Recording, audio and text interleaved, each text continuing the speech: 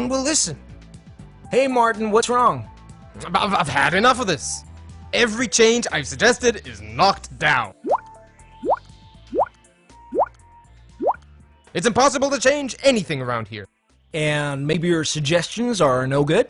That's nonsense. You know why it happens. Everybody knows. It's because people resist change. Resist, resist, resist, resist. You are wrong. I don't resist change, and neither does the average Joe. Everyone has pushed for major changes in his or her life. Many young people leave their homes, choose to get married, pray for children, and show me somebody who resists the change of a promotion at work.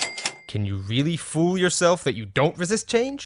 I resist only the changes that I have a good reason to resist. The others I accept. Baloney! Try me. Okay, I'm game. Making a change is like climbing a mountain. Here's one. Climb it. Don't think so. Haha, you see? You do resist change. I don't resist change. I resist this particular change because I don't have a reason to climb the mountain. I don't see the plus in the change. Well, what's a good reason for you? A higher salary, better health, or an improved relationship. Okay, I'll take care of your excuse. There's a pot of gold waiting for you up there. Is that good enough? Now will you climb? Nope. Point proven! You most certainly resist change. Of course I resist this change, and with good reason. See for yourself. Too much effort, too much time, too high a risk. It's perfectly logical. The minus of the change outweighs the plus of the change. Another excuse. Fine, I'll reduce the required efforts and the risk.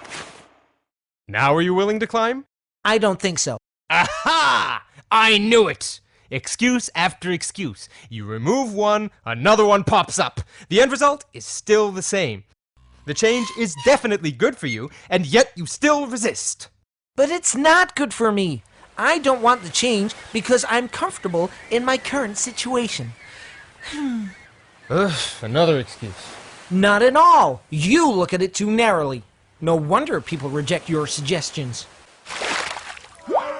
What? I looked at both the plus and the minus sides of making the change. Yes, but you've ignored the pluses of not changing. I like my profession. I like the city I'm in. I like my style of living. I like my mermaid. But she cannot climb the mountain with me. You've just proved my point. Maybe you justified it logically, but at the end of the day, people will always resist change. They can simply declare that they have a mermaid, and there goes any chance of causing a change out the window. I'm not looking for excuses, but unlike you, I'm not in love with your suggested change. I'm more objective. Oh, so you're Mr. Objectivity, huh? The guy who only looks at the plus side of staying the same? Aren't there minuses as well? I guess there are. Think of situations that if things stay as they are, alligators will bite your ass off. Your firm may go bankrupt, or your spouse may ask for a divorce. Of all the nerve! Or your health will decline drastically. Aren't you fighting alligators? Constantly!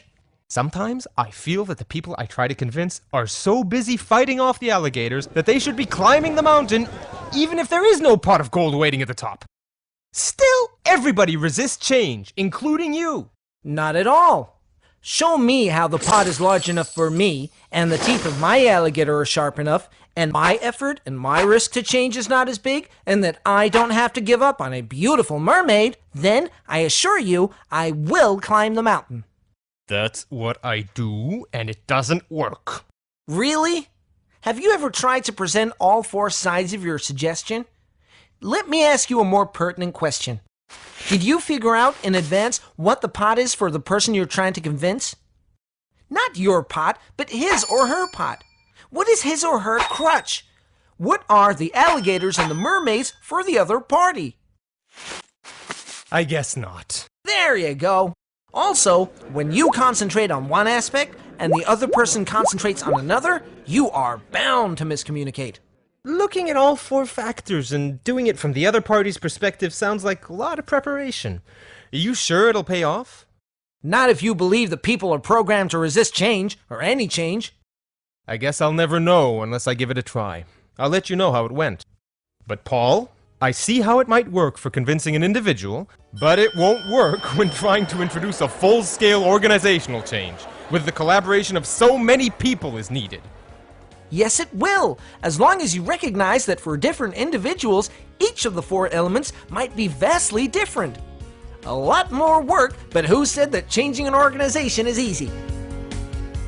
Ellie Goldratt, the person who wrote The Goal, shares his experience on how to change a whole organization in his new book, Isn't It Obvious?